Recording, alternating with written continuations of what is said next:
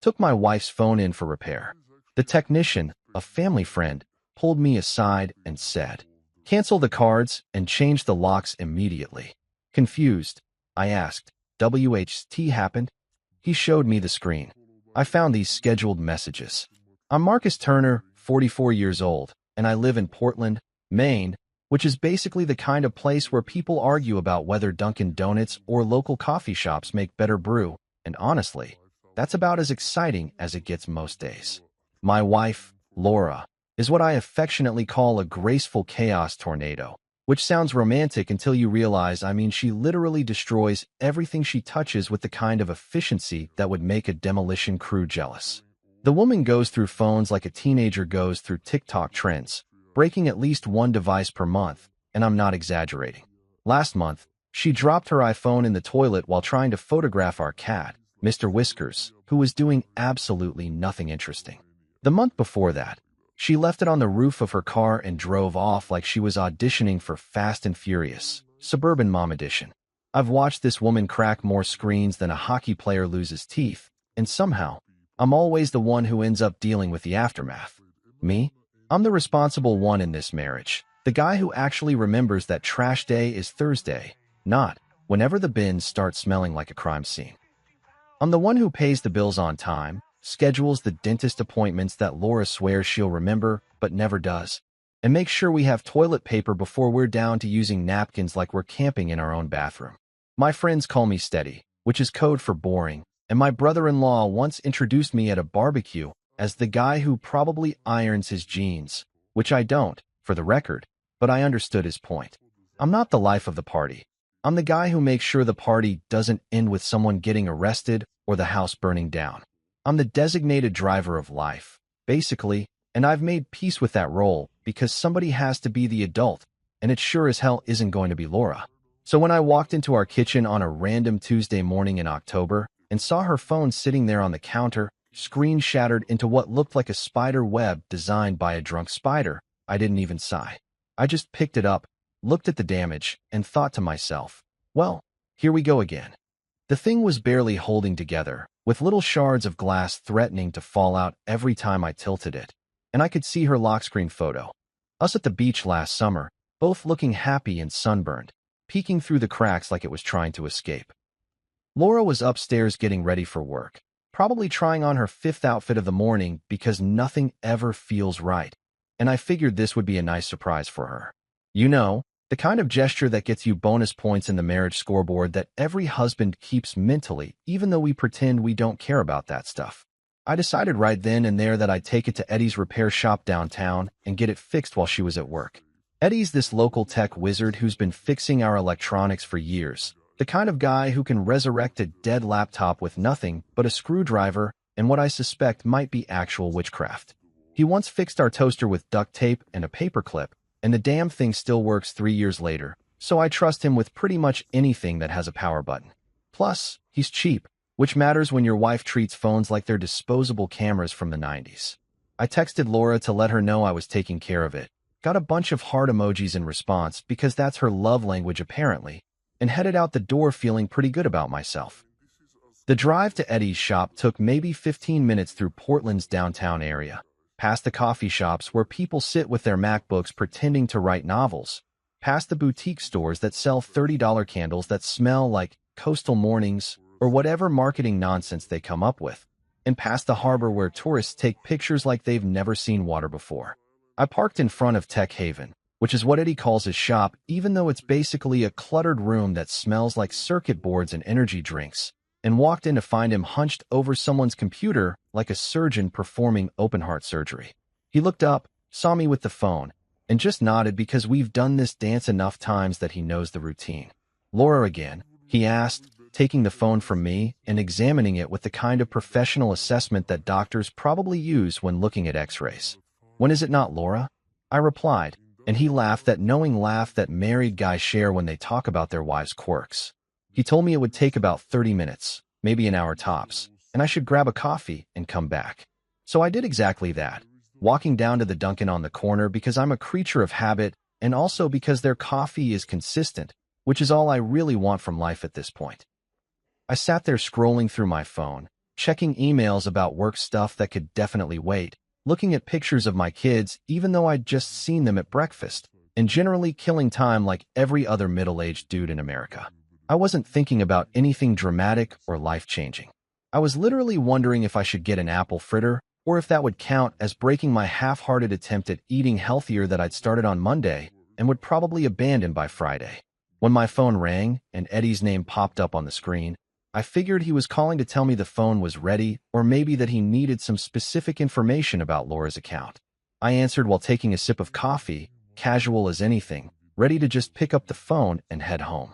But Eddie's voice came through the speakers sounding weird, like strained and quiet, and he said, "Marcus, you need to come back to the shop right now." Not in a "hey, it's ready" kind of way, but in a "something is very, very wrong" kind of way that made my stomach drop faster than Laura drops phones. I drove back to his shop, probably breaking a few traffic laws, my mind racing through possibilities. Did he find something illegal on her phone? Was there some kind of malware? Did she secretly have a gambling problem I didn't know about? When I got there, the shop door was locked, which was weird because it was the middle of the day, and I had to knock before Eddie opened it, looked both ways down the street like he was in a spy movie, and pulled me inside. Just a nice husband move, right? That's what I thought when I picked up that phone. Just being a good partner, fixing something broken, earning those marriage points. Yeah, that's exactly what I thought too. Right before my perfectly boring, predictable marriage went full Netflix thriller and I realized that sometimes the most dangerous thing you can do is be helpful. Eddie locked the door behind me with this weird urgency that you usually only see in movies when someone's about to reveal that aliens are real or the government is listening through your microwave. And I'm standing there in his cramped little shop thinking maybe the guy finally snapped from inhaling too many soldering fumes. I mean, Eddie's always been a bit eccentric. The kind of dude who wears the same Star Wars t-shirt 3 days in a row and thinks energy drinks count as a food group. But this was different. His face had gone completely pale, like he'd just watched someone kick a puppy, and his hands were actually shaking as he gestured for me to follow him to the back workbench where Laura's phone was sitting under one of those bright LED lamps he uses for delicate repair work. "Eddie, what's going on, man?" I asked, trying to keep my voice light because honestly, I thought maybe he'd found some embarrassing photos or discovered that Laura had been texting her book club friends about how I snore like a congested walrus, which I do, but that's not exactly classified information. Did you accidentally delete something? Because if it's her contacts, I can probably recover most of them from the cloud, and she won't even notice if we lose a few random numbers from people she met at yoga 3 years ago and never talked to again. He didn't laugh at my attempt at humor, which should have been my first clue that this wasn't about lost contacts or accidentally wiped photos. Instead, he picked up the phone with 2 fingers like it was contaminated with some kind of deadly virus and turned the screen toward me. "Marcus, I need you to listen to me very carefully and not freak out, okay? Can you do that for me? Can you promise me you won't completely lose your shit right here in my shop?" Now, when someone asks you to promise not to freak out, that's pretty much a guarantee that you're about to freak out, right? It's like when a doctor says, "You might feel a little pressure," which actually means this is going to hurt like hell, and you'll probably cry. I nodded anyway because what else are you going to do? And Eddie pulled up Laura's messaging app, which I noticed had way more conversations than I expected because apparently my wife texts more people in a day than I talk to in a month. So I was replacing the screen, right? Eddie started explaining in this fast, nervous way that made him sound like he'd had about 6 espressos. And the phone kept buzzing with notifications, which is normal, whatever. But then I noticed something weird in her notification center. There were these scheduled messages, like a bunch of them, all queued up to send on specific dates over the next few months. At first, I thought maybe it was birthday reminders or anniversary stuff, because people do that. My mom schedules messages to herself so she remembers to water her plants, which is sad but also kind of genius.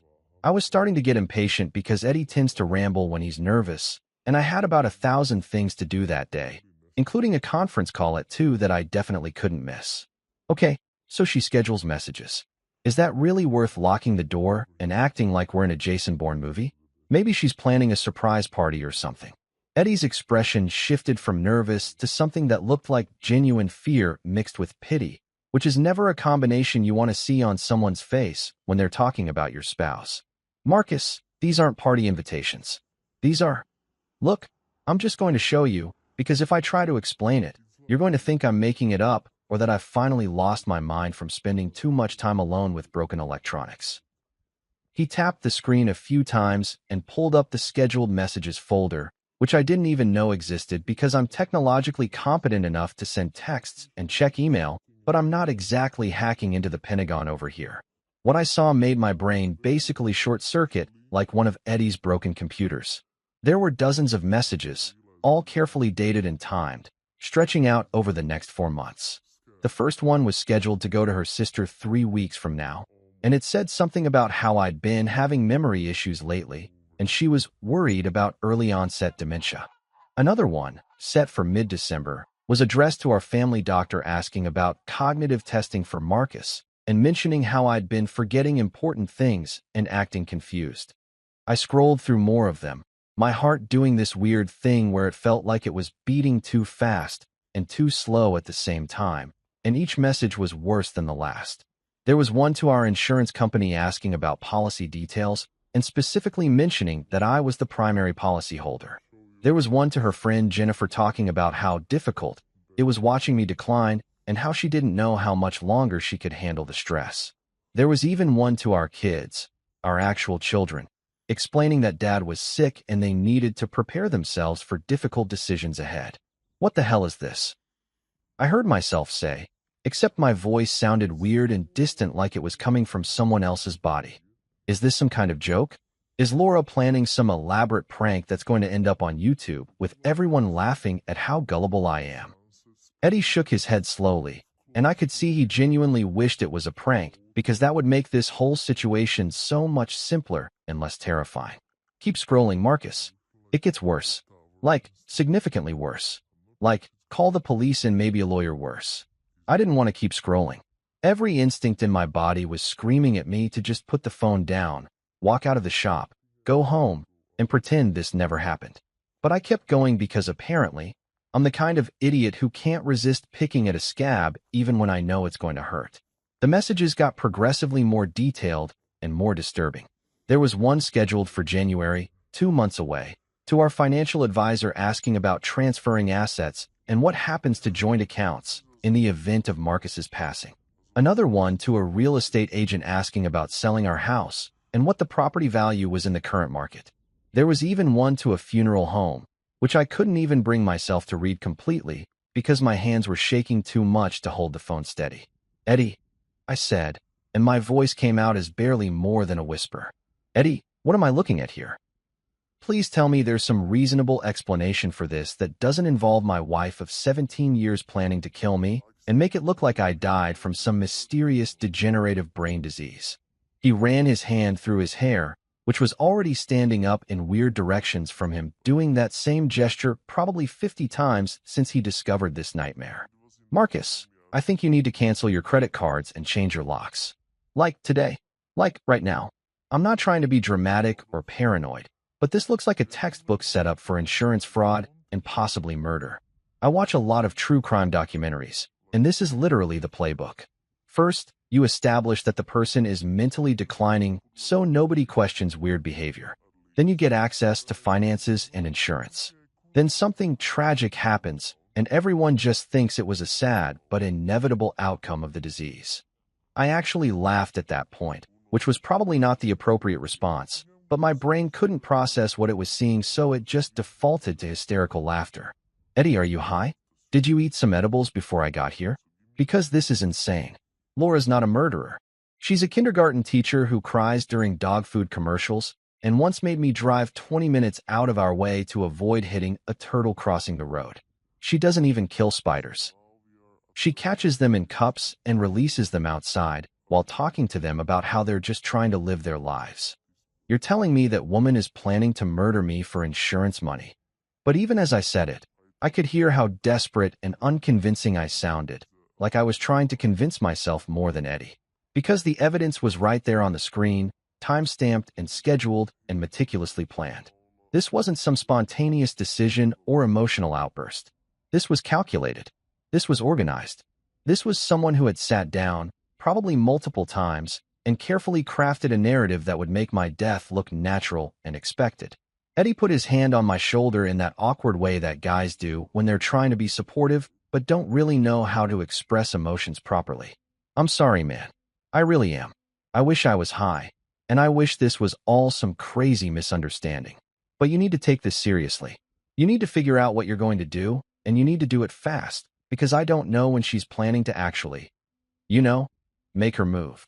I stood there in that cramped repair shop, staring at my wife's cracked phone screen, and realized that I'd just stumbled into the most dangerous situation of my entire boring, predictable life, all because I decided to be a nice husband and get her phone fixed. I drove home from Eddie's shop in what I can only describe as a fugue state, which is a fancy psychological term I learned from some documentary I watched at 2 in the morning when I couldn't sleep, and it basically means your brain is functioning, but you're not really present in your own body.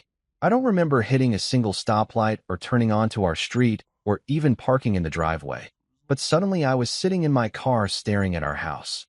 This perfectly normal Cape Cod-style place with blue shutters that Laura picked out 3 years ago because she said they were coastal chic, and thinking about how everything I thought I knew about my life was potentially a complete fabrication. The lawn needed mowing, which I'd been putting off because it's October and I kept thinking maybe I could squeeze out one more week before winter hit. And there were pumpkins on the front porch that Laura had arranged in what she called an autumn tableau, and everything looked so goddamn normal that I almost convinced myself Eddie had been wrong. But then I remembered those scheduled messages, each one a carefully placed domino in what was apparently a plan to make me disappear, and I felt my stomach turn over like I'd eaten bad seafood. I had Laura's phone in my jacket pocket. Eddie had insisted I take it, said something about evidence and documentation that I barely processed. And I kept touching it through the fabric like I needed to confirm it was real and not some hallucination brought on by a gas leak or a brain tumor or whatever else could explain this absolute insanity. Laura's car was already in the driveway, which meant she'd gotten home from work before me, and I could see lights on in the kitchen through the window. For a brief, wild moment, I considered just driving away, maybe going to a hotel or my brother's place in Boston or possibly just Mexico, because I'd always wanted to see the pyramids and now seemed like an excellent time to become an expat. But that's not how I'm wired, unfortunately. I'm the guy who confronts problems head-on, even when those problems might literally involve my wife trying to poison me or push me down the stairs, or whatever creative method she'd chosen from what I imagined was probably a very detailed Pinterest board titled, "How to Murder Your Husband and Get Away with It." I walked into the house trying to act normal, which is incredibly difficult when you're simultaneously terrified and furious and also questioning your own sanity. Laura was in the kitchen cooking, and the smell hit me immediately. Lasagna, my favorite, which she makes with this ricotta mixture that's probably got enough calories to require its own insurance policy, but tastes like something angels would eat if angels weren't too busy with harps and clouds. She was humming along to some song playing from her iPad, probably something from her Cooking Vibes playlist that's mostly just acoustic covers of 80s songs, and she looked so normal and happy and completely not like someone who was planning to become a widow by January that I felt this cognitive dissonance that was almost physically painful. "Hey, honey," she called out when she heard me come in, turning around with this bright smile that I'd seen 1,000 times over 17 years of marriage. "You're home earlier than I expected. How was your day?" "I'm making lasagna because I know Tuesdays are rough for you with all those client meetings, and I thought you could use some comfort food."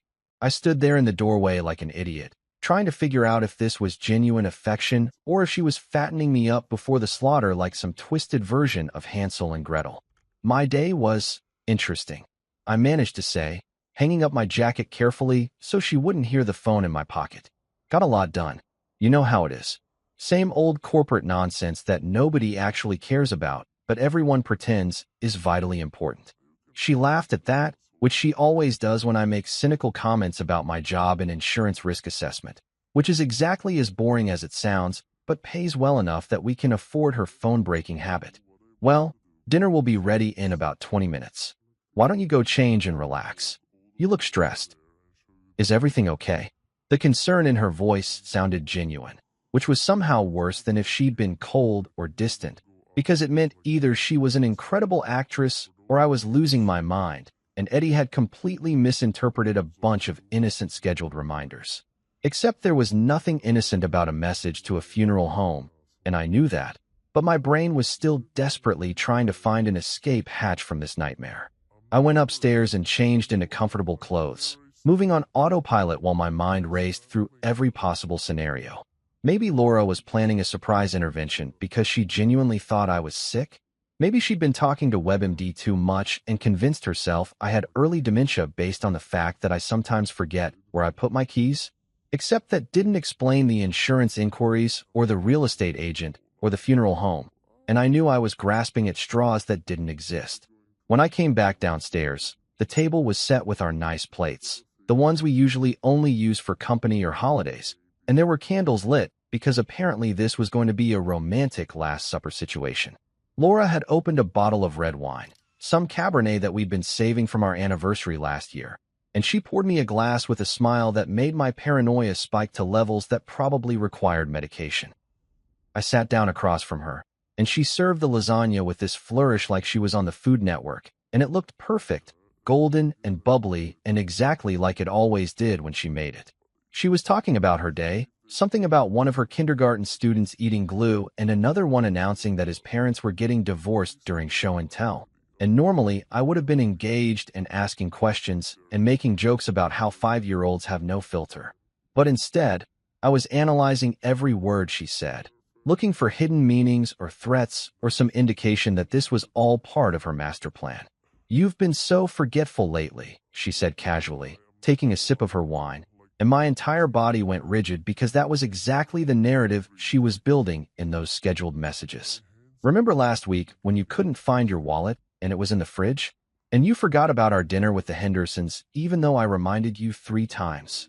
I had forgotten about that dinner, which was actually true, but now I couldn't tell if it was normal middle-aged forgetfulness or if she'd been deliberately setting me up by giving me wrong dates or gaslighting me into thinking I was losing my memory. "I've just been stressed with work," I said, picking up my fork and staring at the lasagna like it might contain arsenic or rat poison or whatever household substance Google recommends for discreet murder. Laura kept talking, completely oblivious to my internal crisis. Or maybe she was just an Oscar-worthy actress.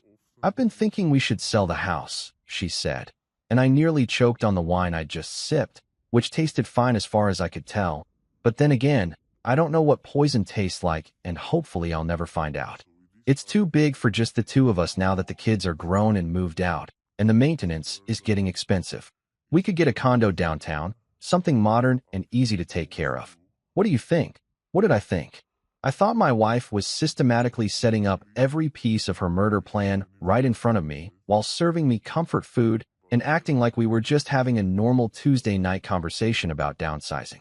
I thought I was living in some alternate reality where the woman I'd shared a bed with for nearly 2 decades was capable of plotting my death with the same casual efficiency she used to plan birthday parties and vacation itineraries. "That's an interesting idea," I said slowly, forcing myself to take a bite of lasagna even though my appetite had completely vanished and everything tasted like cardboard mixed with terror. "We should definitely think about it. No rush though, right?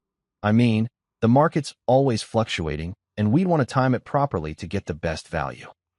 She nodded enthusiastically, and I watched her eat her own food, which was reassuring because presumably she wouldn't poison something she was also eating, unless she developed immunity like the guy in The Princess Bride, which was a ridiculous thought, but at this point my brain was throwing out every possible scenario, no matter how absurd. We finished dinner making small talk about nothing important, and I smiled and nodded and played the role of the oblivious husband while my mind worked overtime, trying to figure out my next move. Because if 41 years of life had taught me anything, it was this. Never show your hand until you've checked the other player's cards. And right now I needed to see exactly what game my wife was playing before I decided how to play mine. I didn't sleep that night, which probably wasn't a huge surprise considering I was lying next to someone who might be planning to smother me with a pillow or inject me with something while I was unconscious. And let me tell you, spousal paranoia is one hell of an insomnia cure. Laura was sleeping peacefully beside me, breathing in that steady rhythm that usually comforted me but now sounded vaguely ominous. Like maybe she was dreaming about life insurance payouts and tropical vacations funded by my untimely demise. Every time she shifted or rolled over, I'd tense up like a neurotic cat, ready to bolt if she reached for anything that looked remotely weapon-adjacent. Around 3 in the morning, I gave up on the pretense of sleep and just lay there staring at the ceiling, listening to the house settle and thinking about how I'd somehow ended up in a situation that felt like a Lifetime movie crossed with a bad episode of Forensic Files. When my alarm went off at 6:30, I practically jumped out of bed with an enthusiasm I hadn't felt since college, which Laura commented on because apparently my sudden burst of morning energy was unusual enough to warrant observation. "Someone's chipper today," she said, stretching and yawning like a completely normal person who wasn't plotting murder. "Did you sleep well?" "Like a baby." I lied, because at this point lying seemed like a crucial survival skill, and if she could schedule messages about my fictional dementia, I could certainly pretend everything was peachy. "Just feeling energized, you know? Thought I'd get an early start on the day, maybe hit the gym before work." I don't go to the gym. I haven't been to a gym since 2019 when I had a membership I paid for but never used, which is basically the American dream in a nutshell. But it gave me an excuse to leave the house before Laura and get started on what I was mentally calling Operation Don't Die. I showered quickly, got dressed in my standard business casual uniform of khakis and a button-down shirt that Laura had bought me, because left to my own devices, I'd probably still be wearing the same clothes I wore in my 20s, and headed out with a travel mug of coffee that I'd watched myself pour, because I wasn't taking any chances with beverages anymore. My first stop was the public library, which opened at 8 and was staffed by my buddy Marion, who'd been the head librarian there for about 15 years and knew more about finding information than the entire FBI database combined. Marion was one of those people who'd fully embraced the librarian stereotype: wire-rimmed glasses, cardigans in every color of the rainbow, and an almost supernatural ability to locate obscure information using nothing but determination and what I suspected might be actual magic.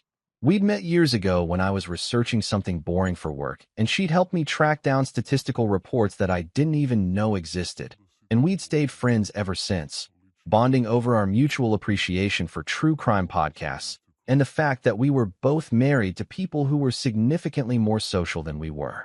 "Marcus Turner, as I live and breathe," she said when I walked in, looking up from her computer with a smile that faded pretty quickly when she saw my face. "Good Lord, you look like you haven't slept in a week. What's wrong? Did someone die?" "Not yet," I said, which was probably a weird response, but Marion had known me long enough to understand that I processed stress through dark humor. "But I need your help with something, and it's going to sound absolutely insane, so I need you to just roll with it and not ask too many questions until I've explained everything." We went to her office in the back, which was really just a converted storage closet with a desk and approximately 7,000 books stacked in precarious piles, and I told her everything. The phone repair, the scheduled messages, the dinner with Laura casually discussing selling the house, and my supposed memory problems, all of it. Marion listened without interrupting, which is a rare and valuable quality in a person, and when I finished, she just sat there for a moment processing before saying, "Okay, so your wife is either planning to kill you, or she's organizing the world's most elaborate and tasteless prank. Either way, we need to figure out what's actually going on before you do something rash like confront her or, I don't know, fake your own death and move to Guatemala." Guatemala wasn't on my list, but I'll add it, I said, and she rolled her eyes but pulled up her computer with the kind of determined expression that librarians get when they're about to research the hell out of something. "Let me see the phone," she said, and I handed over Laura's device, which I'd been carrying around like it was the Hope Diamond or some other priceless artifact that needed constant supervision. Marion started scrolling through the messages, her expression getting progressively more concerned, and then she started digging into Laura's email, using some password recovery trick that I didn't quite follow, but seemed slightly illegal and definitely outside the scope of normal librarian duties. What we found over the next 2 hours made my stomach sink lower than it had already been, which I didn't think was possible. Laura's email was a goldmine of information that I absolutely did not want to discover. There were dozens of messages to someone named L. Harding, who was apparently her business consultant, which was weird because Laura didn't have a business. She was a kindergarten teacher who occasionally sold crafts on Etsy, not exactly someone who needed professional consulting services. The emails were vague but troubling, lots of mentions about the plan and timeline, and securing assets that sounded less like legitimate business talk and more like dialogue from a heist movie. Marion, bless her detective-loving heart, started running background checks on this Harding person using library databases and public records that she had access to through various professional subscriptions. What came up was disturbing enough that I actually felt my hands go cold despite the stuffy warmth of Marion's office. L. Harding, full name Lydia Harding, had quite the colorful history.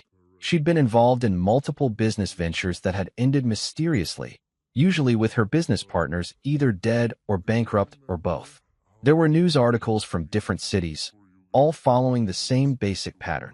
Harding would partner with someone, convince them to restructure their assets or take out large insurance policies, and then something unfortunate would happen. A car accident here, a sudden illness there, one particularly suspicious house fire in Cleveland that had made regional news. Holy shit, Marion whispered, staring at her screen like she'd just uncovered evidence of a serial killer, which honestly might not have been far from the truth. Marcus, this woman is bad news. Like, legitimately dangerous bad news. She's never been formally charged with anything because apparently she's smart enough to cover her tracks, but the pattern is pretty damn clear. She finds people with assets, gains their trust, helps them restructure their finances, and then those people conveniently die and she walks away with a cut of whatever's left. I felt like I might throw up, which would have been embarrassing in Marion's tiny office, but also somewhat understandable given the circumstances. So Laura's not just planning to kill me on her own. She's got a professional criminal helping her? That's actually worse somehow. Like, I could almost understand a crime of passion or a spontaneous bad decision, but this is premeditated murder with a consultant. That's like NBA-level evil. Marion printed out everything she could find. Emails, news articles, public records showing Harding's various business registrations, and the mysterious deaths of her associates.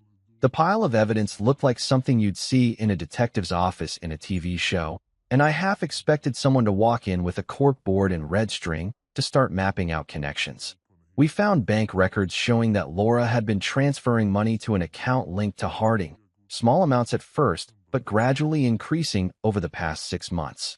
We found searches in Laura's browser history about life insurance policies, cognitive decline symptoms, and this one really got me. How long does it take to settle an estate in Maine? She's been planning this for months, I said, staring at the evidence spread across Marion's desk. This isn't some impulsive decision. She's been systematically setting everything up, probably since around the time she met this Harding woman. How did I not notice? How did I not see that something was wrong? Marion put her hand on my shoulder in that comforting way that people do when they're trying to make you feel better but don't actually know what to say. Because you trusted her, Marcus. Because you're a normal person who doesn't assume your spouse is capable of murder. That's not a character flaw. That's called being a decent human being who operates under the assumption that most people aren't homicidal maniacs. We spent another hour documenting everything, making copies, scanning documents, and basically building a case file that would make a prosecutor weep with joy. Marion suggested I take everything to the police immediately, but I hesitated because I knew how this would look. A paranoid husband accusing his wife based on some scheduled messages and circumstantial connections to a woman with a sketchy past. I needed more.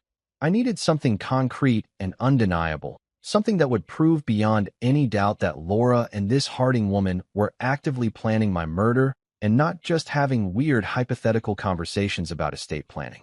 I need to meet this Harding woman, I said finally, and Marion looked at me like I'd just announced I was going to juggle chainsaws while riding a unicycle.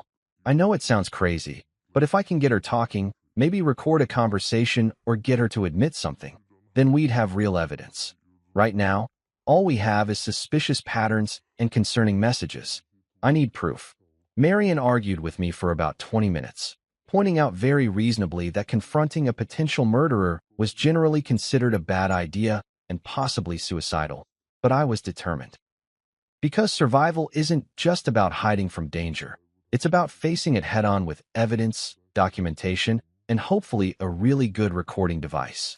I left the library with a folder full of evidence that felt like it weighed about 1,000 pounds, even though it was probably just 20 or 30 pages of printed documents and screenshots. And I spent the rest of the morning at a coffee shop planning my next move like I was some kind of amateur detective instead of an insurance risk assessor whose biggest professional thrill usually involved calculating premium adjustments. My phone buzzed around 11 with a text from Laura that made my blood pressure spike so fast I probably could have powered a small generator. Dr. Patterson wants to see you today at 2 p.m. He has an opening and thinks we should do that cognitive assessment we talked about. I already confirmed you'd be there. Love you. We hadn't talked about any cognitive assessment.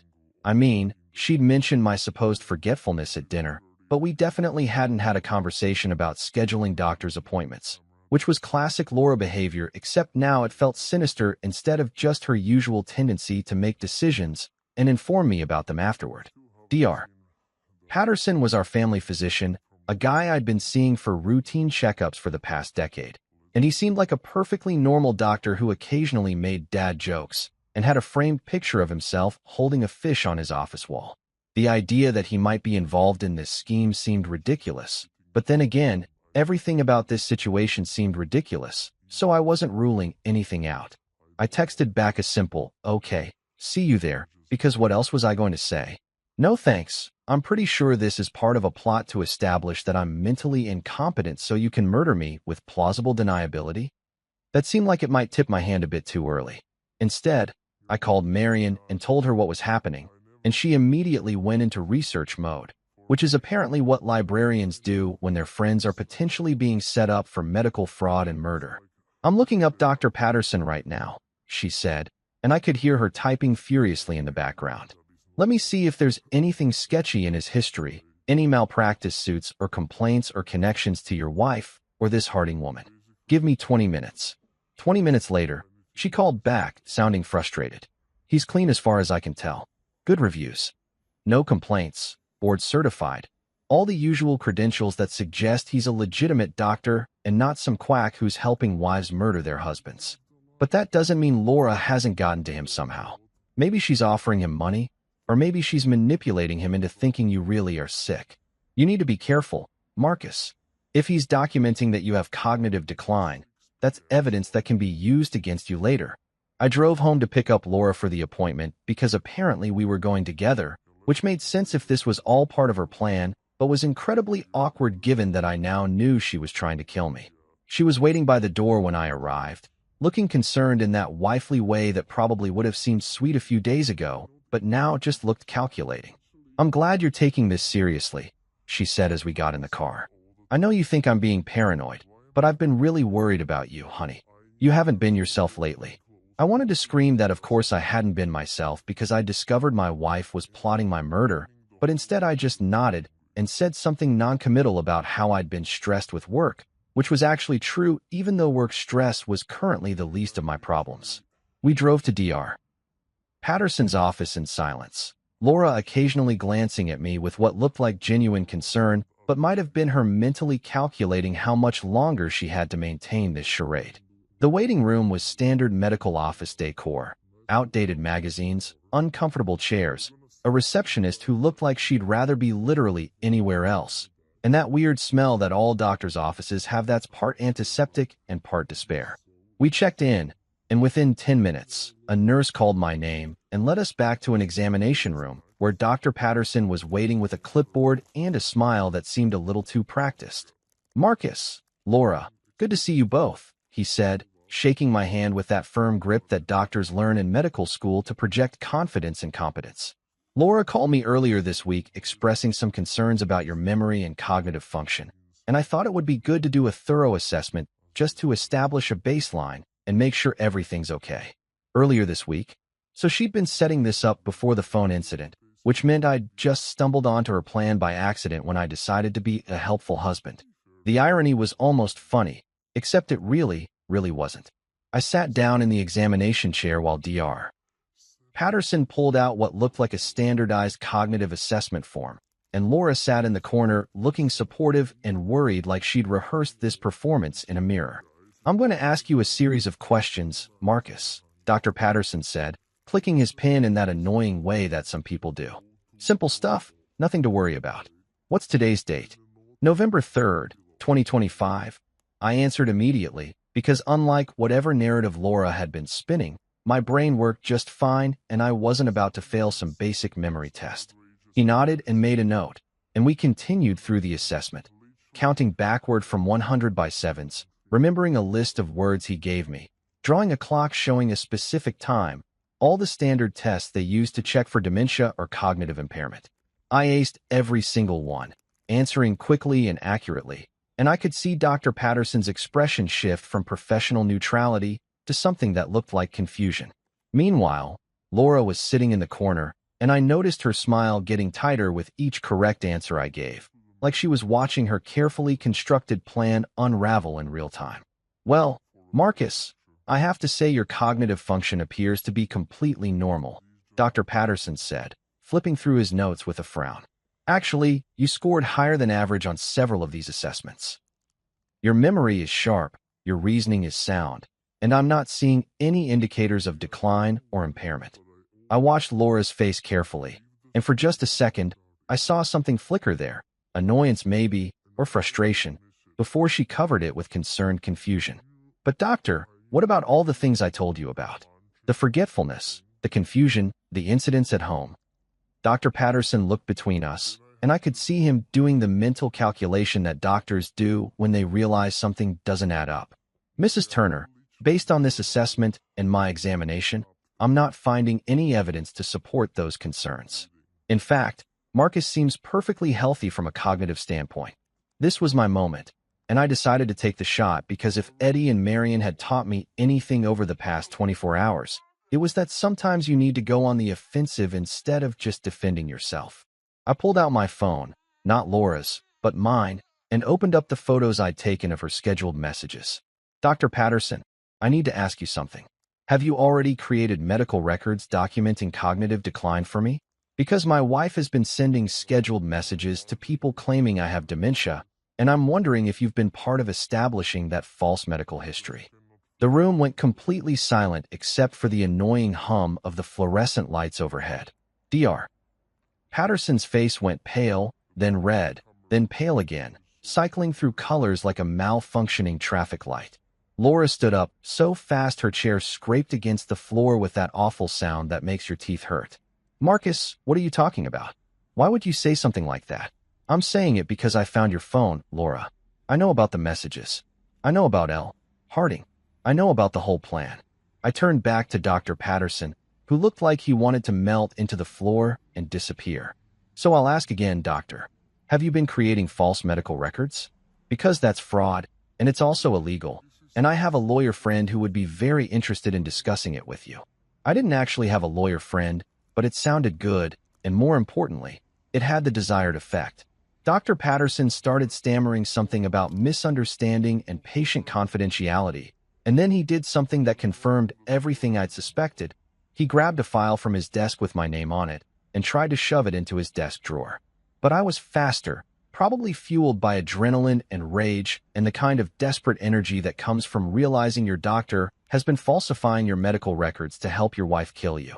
I snatched the file before he could hide it and flipped it open to find exactly what I'd feared.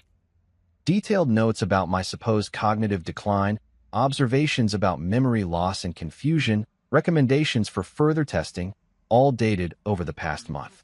Notes about appointments that never happened and symptoms I'd never exhibited. It was a complete fabrication, a carefully constructed medical paper trail that would have made my eventual death look like a tragic but expected outcome of a degenerative disease. You've been creating fake medical records, I said, my voice shaking with anger. You've been documenting appointments that never occurred and symptoms I never had. That's medical fraud, Dr. Patterson. That's the kind of thing that gets you sued and loses you your license and possibly puts you in jail. The doctor looked like he might cry, which was pathetic but also kind of satisfying. She said you were in denial about your condition. She said you'd refused to come in for testing and she needed documentation to help get you into treatment. I was trying to help. Help? I laughed, and it came out harsh and bitter. You were helping her set me up to be murdered, you idiot. Did she pay you? Or did she just convince you that you were doing a good deed by falsifying medical records for a patient who was perfectly healthy? Laura had been quiet during this exchange, but now she stepped forward with her hands up in what I guess was supposed to be a calming gesture. Marcus, honey, you're not making sense. You're clearly upset and confused. Maybe we should. Don't. I cut her off, backing toward the door with the file clutched in my hand. Don't you dare try to gaslight me right now, Laura. I have evidence. I have your messages, your emails, your connection to Lydia Harding, and now I have proof that you've been working with Dr. Patterson here to create a false medical history. It's over. I walked out of that office with the file, leaving behind a panicking doctor and a wife whose carefully constructed murder plot had just exploded in her face like a cartoon bomb. And for the first time in days, I felt like maybe I wasn't completely helpless in this nightmare scenario. Dr. Patterson didn't try to stop me, probably because he was too busy contemplating the end of his career, and Laura didn't follow me, which was honestly a relief because I didn't know what I'd do if she tried to maintain the charade any longer. As I drove away, I called Marion. I need you to add medical fraud to our evidence pile, I said, because apparently my wife bribed my doctor, and I just stole my own fabricated medical records. This day just keeps getting better and better. After the disaster at Dr. Patterson's office, I spent about an hour driving around Portland with no particular destination in mind, just processing the fact that my family doctor had been actively participating in what was essentially a conspiracy to make my murder look like a natural death, which seemed like the kind of thing that should require more than just a bribe or some sob story from my wife. I ended up parking at the waterfront, staring at the boats bobbing in the harbor and eating a sad sandwich from a convenience store while I figured out my next move. The file from Patterson's office was sitting on my passenger seat like a ticking time bomb, full of fake medical assessments and fraudulent documentation that would have destroyed my credibility if Laura had managed to actually go through with her plan. The whole thing made me feel violated in a way I couldn't quite articulate, like someone had stolen my identity, but instead of racking up credit card debt, they were just trying to make me look insane before killing me. Marion called around to check on me, probably worried I'd done something stupid like confronted Laura directly or driven my car into the ocean, both of which had briefly crossed my mind as viable options. I'm fine, I told her, which was a lie, but the kind of lie you tell when you're not actually fine but don't want people to worry. I need to find Lydia Harding. If Laura's the one pulling the trigger, Harding's the one who loaded the gun and pointed it in my direction. I need to understand what I'm actually dealing with here. Marion had already anticipated this request because she's psychic or just knows me too well, and she'd spent the afternoon tracking down Harding's current location using library databases, social media, and what I suspected was probably some mildly illegal hacking. Turns out the woman wasn't even trying to hide. She had a downtown condo in one of those new luxury buildings that look like they're made entirely of glass and the crushed dreams of people who can't afford to live there. Her LinkedIn profile described her as a financial restructuring consultant, which is apparently professional code for I help people steal money and occasionally murder their business partners. Marcus, I really don't think you should go alone, Marion said, her voice tight with concern. This woman is dangerous. She's been connected to at least 3 suspicious deaths that we know about, and probably more that never made the news. What are you going to do? Just knock on her door and ask her to confess to conspiracy to commit murder? That's exactly what I'm going to do, I said, because apparently discovering that your wife wants you dead does something to your sense of self-preservation. But I'm going to record the conversation, and I'm going to be smart about it. I just need her to talk, to give me something concrete that proves she and Laura are actively planning this. Right now, I have suspicious messages and a sketchy background, but I need actual evidence of intent. I stopped at an electronics store on my way to Harding's building and bought one of those digital voice recorders that people use for lectures or meetings, the kind that's small enough to fit in your shirt pocket and supposedly has excellent audio quality. The teenager working the register looked at me like I was either a spy or just incredibly boring, and I didn't bother explaining that I was actually just a middle-aged guy trying not to get murdered by his wife and her criminal consultant. I also bought a cheap button-down shirt with a front pocket specifically designed to hide the recorder because apparently I was committing fully to this amateur detective routine. Harding's building had that kind of modern lobby that's all marble and chrome and uncomfortable designer furniture that looks expensive but feels like sitting on geometric shapes, with a doorman who seemed like he took his job way too seriously for someone whose primary responsibility was opening doors and judging people. I told him I was there to see Lydia Harding for a business consultation, which was technically true even if the business in question was my attempted murder, and he called up to her unit with the kind of professional courtesy that suggested she paid her HOA fees on time and probably tipped well during the holidays. MS. Harding says you can go up, he informed me, gesturing toward the elevator like he was directing traffic at a funeral. 23rd floor, Unit 2304.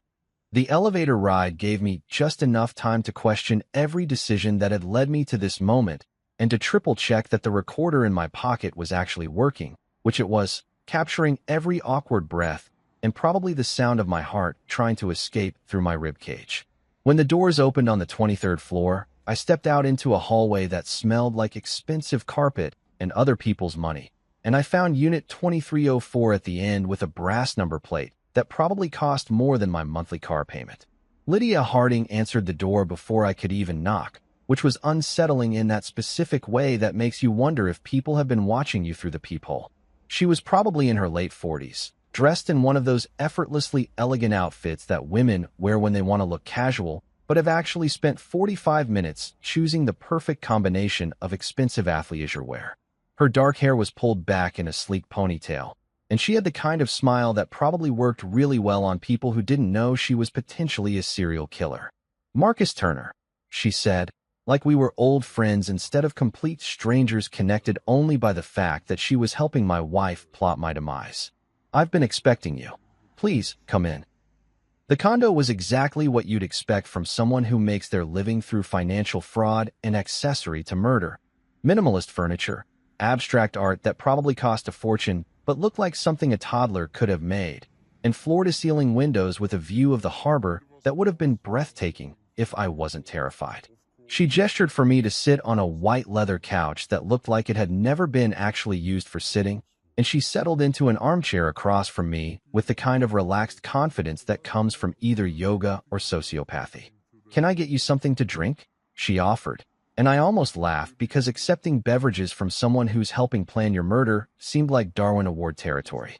"I'm good, thanks," I said, trying to match her casual tone even though my hands were sweating enough to leave marks on her expensive couch.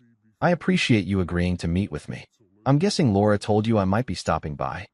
Harding's smile widened slightly, and she crossed her legs in that deliberate way that people do when they're comfortable holding all the power in a conversation. "Laura's been keeping me updated on the situation, yes. She mentioned you found her phone and that you've been asking questions. I have to admire your resourcefulness, Marcus. Most men in your position would have just confronted their wives directly and ended up looking paranoid and unstable. But you've been smart about it. Gathering evidence, doing research, building a case. It's almost admirable." The recorder in my pocket was capturing every word, and I silently thanked whatever electronics gods existed that the audio quality was good. "So you admit you've been working with Laura? Helping her plan? What exactly?" She laughed, which was somehow worse than if she'd been cold and threatening. "Oh, Marcus, let's not play games. You know exactly what we've been planning. You found the messages, you talked to Dr. Patterson, you've clearly done your homework. The question isn't what we're planning.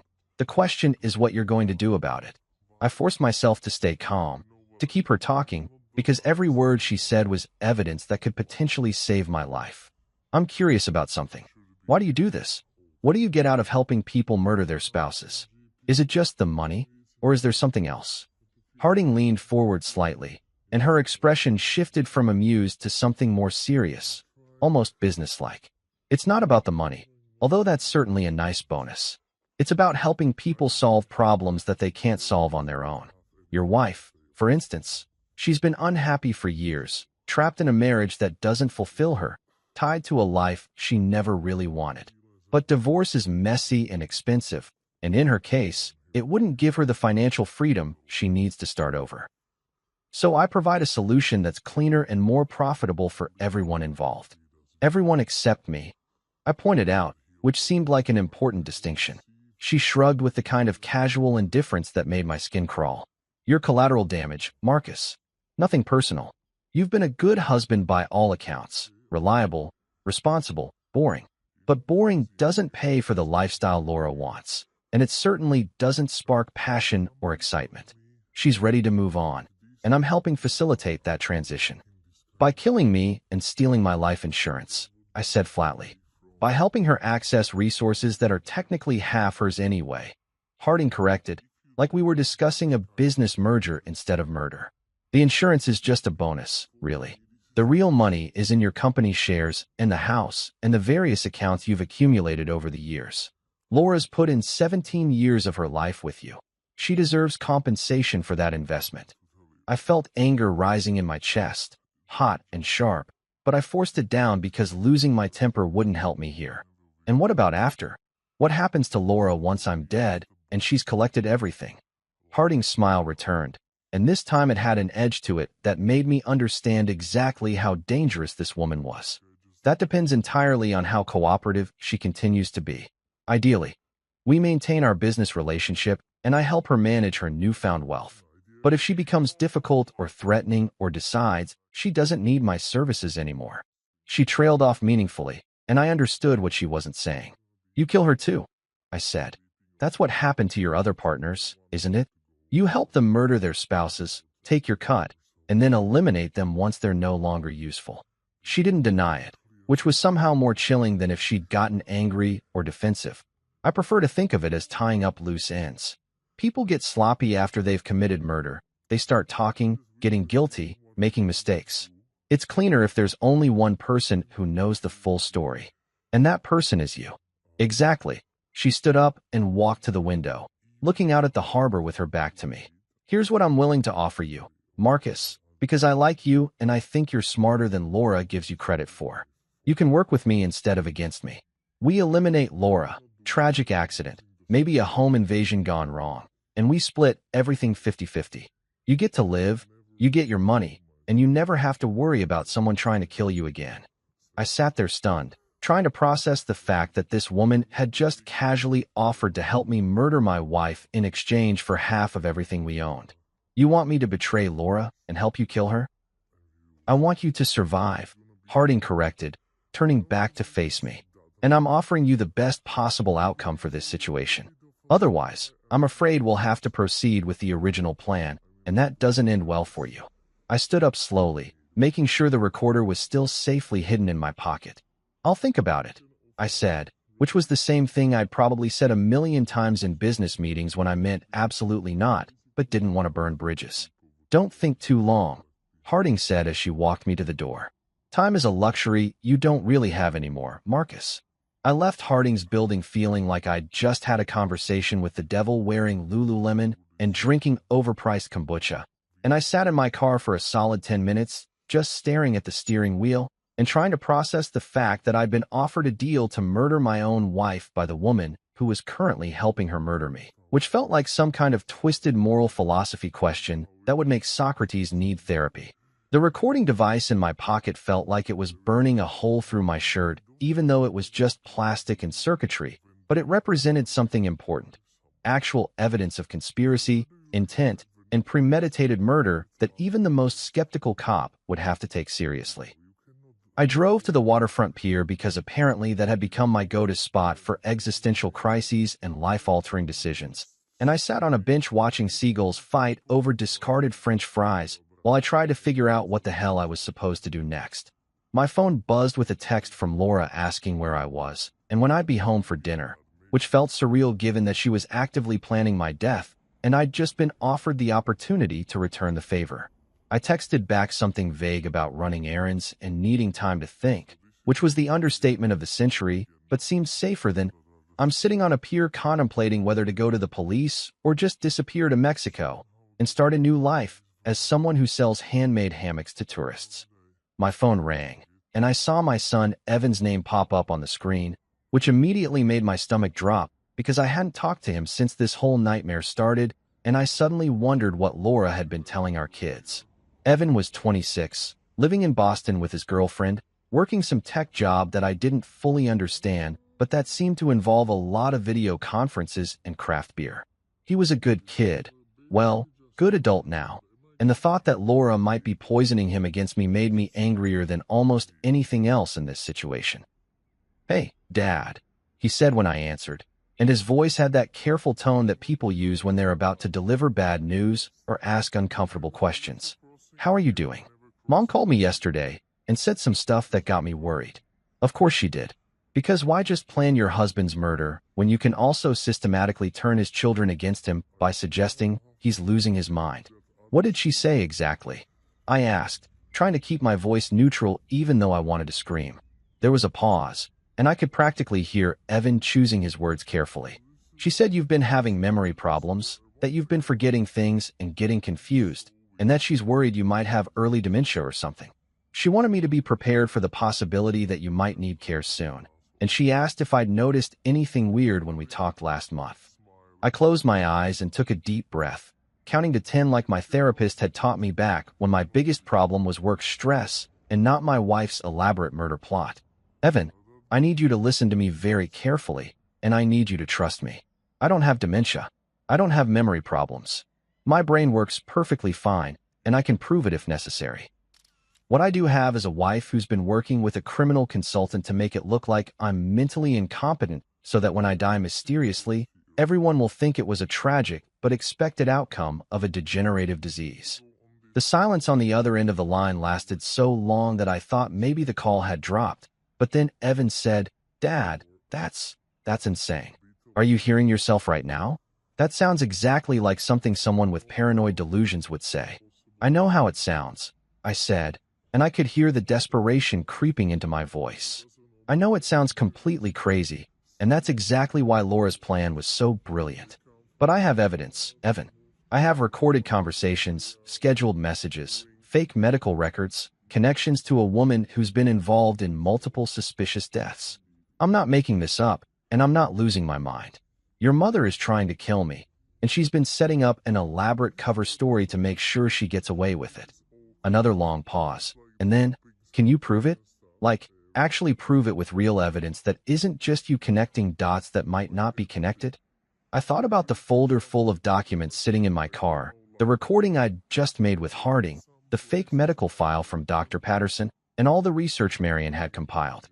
"Yes, I can prove it. But I need you to trust me until I can show you everything, and I need you to not tell your mother that we had this conversation, because if she knows I'm building a case, she might accelerate her timeline." Evan sighed heavily, and I imagined him running his hand through his hair the way he always did when he was stressed, a habit he'd inherited from me. "Okay, I trust you, Dad, even though this is the weirdest conversation we've ever had, and I'm genuinely concerned about everyone's mental health right now. What do you need me to do?" "Nothing yet," I told him. "Just be ready in case I need you to verify that I'm not actually losing my mind. And maybe don't eat anything your mother cooks for you in the near future, just to be safe." He laughed nervously at that, which was probably the only appropriate response to your father suggesting your mother might poison you. We talked for a few more minutes, mostly me reassuring him that I was taking this seriously and handling it responsibly. And by the time we hung up, I felt slightly better knowing that at least one of my kids might believe me when this whole thing eventually blew up. I called Marion next because she'd become my unofficial co-conspirator in this disaster, and she answered on the first ring like she'd been waiting by her phone. "Tell me you didn't do anything stupid with Harding," she said immediately. "Define stupid," I replied, and I heard her groan. I got her on tape admitting to everything.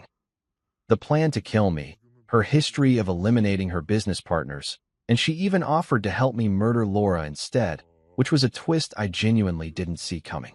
Marion let out a noise that was half laugh and half horrified shriek. "She offered to help you kill your wife? Marcus, this woman is completely unhinged.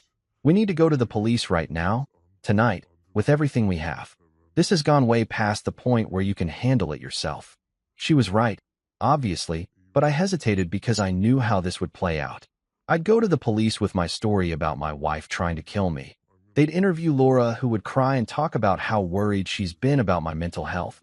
And even with the evidence I had, there was a chance they'd see me as a paranoid husband having a breakdown rather than a victim of an elaborate murder plot. "I need to make sure we have everything documented properly," I said. "I need to organize all the evidence so it's clear and undeniable. And then we go to the police together with a complete case that they can't ignore or dismiss." Marion agreed reluctantly, and we spent the next 3 hours at her house organizing everything into a coherent narrative that would make sense to someone who wasn't already living this nightmare. We created a timeline starting from when Laura first met Harding 6 months ago, tracking her suspicious financial transactions, the gradual setup of the fake medical narrative, the scheduled messages that were designed to establish my cognitive decline, and culminating in the recorded conversation with Harding admitting to conspiracy to commit murder. We printed out emails, bank statements, news articles about Harding's previous victims, and Dr. Patterson's fraudulent medical records. By the time we finished, we had a 3-inch thick binder that looked like something a federal prosecutor would use in a RICO case. "This is solid," Marion said, flipping through the organized evidence with an expression that mixed pride with horror. "This is really, genuinely solid evidence of conspiracy to commit murder and fraud. The police can't ignore this, Marcus. They'll have to take it seriously." My phone buzzed with another text from Laura, this one more insistent. "Marcus, where are you? I'm getting worried. Please come home. We need to talk." The "we need to talk" part sent chills down my spine because that phrase has never meant anything good in the history of marriage. And given current circumstances, it probably meant she was ready to move forward with whatever method of murder she'd settled on. "I can't go home," I said, showing Marion the text. If she's texting me about needing to talk, that means something's changed. Maybe Harding told her about my visit, or maybe she figured out that I stole the medical records from Patterson. Either way, going home right now feels like walking into a trap. Marion nodded and started packing up the evidence binder. "Then we go to the police station right now. Tonight. We present everything. We file a formal complaint, and we let them handle it from here. You can stay at my place tonight if you need to, and we'll figure out protective custody or restraining orders or whatever legal mechanisms exist to keep your wife from actually killing you." I was about to agree when my phone rang with an unknown number, which I almost didn't answer because unknown numbers at 8 p.m. usually mean spam calls about extended car warranties. But something made me pick up, and I heard Harding's smooth, confident voice on the other end. "Marcus, I hope you've had time to think about my offer. I wanted to let you know that Laura's getting impatient with the timeline, and she's planning to move forward tonight. I thought you deserved a heads up, given our conversation earlier." My blood went cold. "What do you mean, tonight?" "I mean your wife has decided she's tired of waiting and wants to accelerate the plan. I advised against it, told her it was sloppy and rushed, but she's emotional and impulsive, which is why she needs someone like me in the first place. If you're smart, you won't go home tonight. Or if you do, maybe you'll finally accept my offer and we can solve both our problems." She hung up before I could respond, leaving me staring at my phone like it might explode. "We're going to the police right now," Marion said firmly, grabbing her keys and the evidence binder. "No more waiting, no more organizing. Right now, Marcus." But even as we headed out the door, I couldn't shake the feeling that we were already running out of time. The police station was exactly what you'd expect from a municipal building in Portland, Maine, fluorescent lights that made everyone look slightly dead, institutional beige walls that probably hadn't been painted since the Reagan administration, and that distinctive smell of burned coffee mixed with the collective stress of everyone who'd ever filed a report there. Marion and I sat in uncomfortable plastic chairs for what felt like hours, but was probably only 45 minutes while various officers walked past us looking busy and important, and I clutched our evidence binder like it was a life preserver, and I was drowning in a sea of bureaucratic indifference. Eventually, a detective named Sarah Chun came out to meet us, looking tired but alert in that way cops develop after years of dealing with humanity's worst impulses at all hours of the day and night. "Mr. Turner, I understand you want to file a report about a conspiracy to commit murder?" She said it neutrally, professionally, but I could